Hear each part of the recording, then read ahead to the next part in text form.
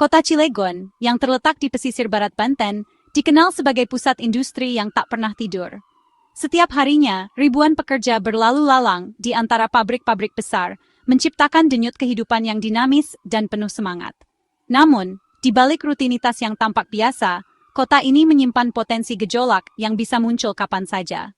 Pada Selasa dini hari, 10 Juni 2025, suasana Cilegon mendadak berubah drastis. Lampu-lampu polisi berkelap-kelip di tengah malam, dan berita utama di televisi nasional menyorot kota ini. Dalam hitungan jam, Cilegon menjadi pusat perhatian se-Indonesia setelah sebuah insiden mengejutkan terjadi di salah satu kawasan industrinya. Pagi itu, ratusan buruh berkumpul di gerbang PT Bungasari Flour Mills, menuntut keadilan atas hak-hak mereka yang belum dipenuhi. Suasana yang awalnya damai berubah tegang ketika aparat kepolisian mulai berjaga dan massa semakin memanas. Di tengah kerumunan, terjadi insiden yang tak terduga. Hikmatullah, seorang anggota DPRD Cilegon, diduga menabrak seorang demonstran dengan mobil pribadinya saat mencoba melewati kerumunan. Detik-detik insiden itu terekam jelas oleh kamera ponsel warga. Dalam sekejap, video tersebut menyebar luas di media sosial, menjadi viral dan memicu gelombang reaksi keras dari masyarakat. Banyak yang mengecam tindakan tersebut menuntut agar pelaku segera diproses secara hukum tanpa pandang bulu. Peristiwa ini membuka luka lama tentang ketegangan antara hak-hak buruh dan perilaku pejabat publik. Banyak pihak menyoroti bagaimana kekuasaan bisa disalahgunakan, sementara media sosial memperkuat suara rakyat kecil. Demonstrasi yang awalnya menuntut keadilan upah, kini berubah menjadi simbol perlawanan terhadap arogansi kekuasaan. Dalam waktu singkat, tekanan publik memaksa kepolisian dan institusi politik untuk bertindak cepat dan transparan. Konferensi pers digelar, pejabat pemerintah dipanggil ke kantor polisi, dan para jurnalis terus mengawasi setiap perkembangan kasus ini. Semua mata tertuju pada proses hukum yang sedang berjalan. Kini, kasus ini telah resmi naik ke tahap penyidikan formal. Publik menuntut keadilan yang nyata dan transparansi penuh dari aparat penegak hukum. Insiden ini bukan hanya soal satu orang atau satu institusi, melainkan cerminan dinamika sosial dan politik di Cilegon yang sedang diuji. Semua menanti, apakah keadilan benar-benar akan ditegakkan di kota industri ini. Pagi itu, suasana di depan PT Bungasari sudah ramai sejak matahari terbit. Puluhan buruh FSPKE mengenakan seragam dan membawa spanduk, berkumpul di gerbang utama pabrik. Mereka bersiap untuk memulai aksi mogok kerja, menuntut hak-hak yang selama ini mereka perjuangkan. Suara yel-yel dan orasi menggema, menandai tekad para pekerja untuk memperjuangkan keadilan di tempat kerja mereka. Sekitar pukul 6.30 pagi, sebuah Mazda CX-5 putih perlahan mendekati kerumunan. Mobil itu dikemudikan oleh Hikmatullah, seorang pejabat perusahaan yang dikenal para buruh. Awalnya, banyak yang mengira mobil itu akan berhenti dan menunggu aksi selesai. Namun ternyata, kendaraan itu terus melaju ke arah barisan demonstran yang berdiri di depan gerbang. Menurut keterangan saksi mata, mobil tersebut tampak berusaha menerobos barisan demonstran yang sedang berdiri rapat. Dalam sekejap, terjadi kepanikan. Hasan, salah satu buruh yang berada di barisan depan, tidak sempat menghindar. Kakinya terjepit keras di antara bodi mobil dan pagar besi pabrik.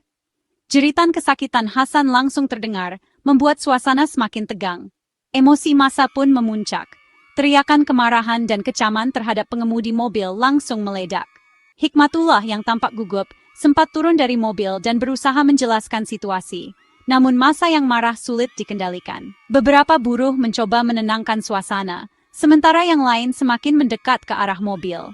Di tengah kekacauan itu, rekan-rekan buruh segera menolong Hasan yang tergeletak kesakitan.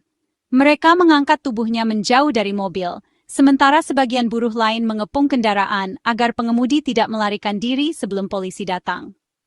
Solidaritas para buruh terlihat jelas di tengah situasi genting tersebut. Hampir semua orang di lokasi spontan mengeluarkan ponsel mereka, merekam setiap detik kejadian. Video insiden itu dengan cepat tersebar di media sosial, menjadi bukti utama yang memicu gelombang kemarahan publik. Banyak yang mengecam tindakan pengemudi dan menuntut pertanggungjawaban. Insiden tragis ini seketika mengubah fokus aksi. Para buruh yang awalnya menuntut hak normatif, kini bersatu menuntut keadilan atas tindakan pejabat publik yang dianggap membahayakan nyawa pekerja. Tuntutan mereka semakin keras, menuntut pertanggungjawaban dan perlindungan hukum bagi buruh. Video insiden itu menyebar cepat di media sosial, memicu gelombang kecaman nasional. Warganet menyoroti arogansi kekuasaan, menjadikan anggota dewan arogan trending. Solidaritas untuk buruh menguat, tekanan publik memaksa institusi resmi bertindak terbuka. Polres Cilegon, DPRD dan Partai Gelora dibanjiri tuntutan klarifikasi. Kasus ini tak bisa lagi diselesaikan diam-diam. Publik menuntut transparansi penuh. Serikat pekerja dan masyarakat sipil memperkuat seruan keadilan, menuntut akuntabilitas pejabat. Insiden ini menjadi simbol frustrasi sosial terhadap pejabat yang dianggap kebal hukum. Di bawah tekanan publik, Polres Cilegon bergerak cepat memulai penyelidikan. Polisi mengamankan lokasi, mengumpulkan keterangan saksi, dan menjadikan video viral sebagai bukti utama. Kapolres menegaskan kasus ditangani serius, dengan laporan korban Hasan sudah diterima. Semua pihak, termasuk Hikmatullah, dipanggil untuk dimintai keterangan. Seminggu setelah insiden, status kasus naik ke penyidikan, membuka jalan penetapan tersangka. Polisi kini fokus melengkapi berkas perkara, menunggu hasil visum, dan mengumpulkan bukti tambahan. Komunikasi terbuka polisi penting untuk menjaga kepercayaan publik dalam kasus sensitif ini. Dengan status penyidikan, polisi memeriksa korban, saksi, dan terlapor untuk membangun kronologi rinci.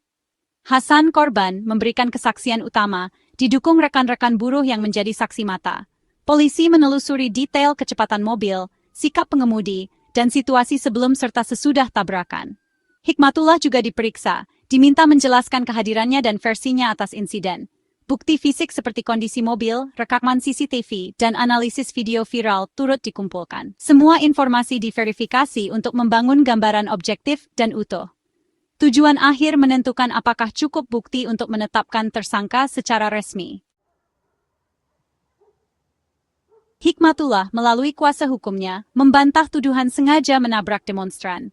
Mereka menyebut insiden itu kecelakaan akibat situasi tegang, bukan tindakan disengaja. Hikmatullah mengaku hadir di lokasi untuk urusan pribadi, tidak tahu ada demo buruh. Tim hukum menegaskan mobilnya dikerumuni dan dipukul massa, sehingga ia panik dan hanya bermaksud menggertak, bukan melukai. Mereka menilai video viral tidak menunjukkan konteks sebenarnya, dan menyesalkan narasi arogansi yang berkembang. Klarifikasi ini menjadi narasi tandingan yang harus dipertimbangkan polisi dan pengadilan. Bagi buruh, insiden ini bukan sekadar kecelakaan, melainkan cerminan nyata dari ketidakpedulian pejabat dan pengusaha terhadap hak serta keselamatan pekerja. Mereka merasa bahwa tragedi ini adalah puncak dari berbagai kelalaian yang selama ini diabaikan. Para buruh menilai selama ini suara mereka seringkali tidak didengar, dan insiden ini menjadi momentum untuk menuntut perubahan nyata dalam perlindungan hak-hak pekerja. Serikat buruh dengan tegas menuntut proses hukum yang transparan dan adil, tanpa adanya perlakuan istimewa bagi Hikmatullah atau pihak manapun yang terlibat. Mereka menuntut agar hukum ditegakkan tanpa pandang bulu, dan semua pihak yang bertanggung jawab harus mempertanggungjawabkan perbuatannya di depan hukum. Selain itu, para buruh mengecam keras segala bentuk intimidasi yang dialami oleh saksi dan korban. Mereka menuntut keadilan untuk Hasan, serta perlindungan menyeluruh bagi seluruh pekerja agar kejadian serupa tidak terulang. Tindakan intimidasi dianggap sebagai upaya membungkam suara buruh yang memperjuangkan hak-haknya. Solidaritas antar pekerja semakin kuat. Mereka menggelar konferensi pers, mengundang media, dan terus memantau perkembangan kasus ini melalui berbagai saluran informasi. Dengan cara ini, mereka memastikan kasus ini tetap menjadi perhatian publik dan tidak tenggelam oleh isu-isu lain. Tuntutan juga diarahkan kepada DPRD dan pemerintah daerah. Para buruh mendesak agar dilakukan penyelidikan internal secara menyeluruh, serta pemberian sanksi politik jika terbukti ada pejabat yang lalai atau terlibat. Mereka ingin memastikan bahwa lembaga legislatif benar-benar berpihak pada keadilan dan perlindungan pekerja. Para buruh berharap kasus ini menjadi presiden tegas bahwa keselamatan dan hak pekerja tidak bisa lagi diabaikan. Mereka ingin perubahan sistemik, mulai dari pengawasan hingga penegakan hukum yang lebih ketat di lingkungan kerja. Gerakan buruh di Cilegon kini semakin solid dan terorganisir. Mereka bersatu memperjuangkan keadilan, perlindungan hak dan keselamatan kerja, demi masa depan yang lebih baik bagi seluruh pekerja di Indonesia. Bukti medis menjadi kunci dalam kasus ini. Dengan visum korban Hasan masih dinantikan. Laporan visum akan mengonfirmasi jenis dan tingkat luka, menjadi dasar penentuan pasal pidana. Hasil visum bisa memperkuat posisi penuntut atau memberi ruang bagi pembela, tergantung tingkat cedera. Polisi dan jaksa menunggu visum sebelum melangkah ke tahap berikutnya. Visum menjadi bukti netral yang sangat penting dalam proses hukum. Penyelesaian kasus kini bergantung pada analisis bukti medis yang objektif. Kasus ini menjadi ujian besar bagi institusi hukum dan politik Cilegon. Publik menuntut proses hukum yang transparan, adil, dan profesional. Hak semua pihak harus dihormati, baik korban maupun terlapor.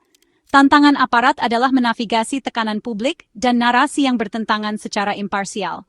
Peristiwa ini mengingatkan pejabat publik bahwa tindakan mereka selalu diawasi masyarakat.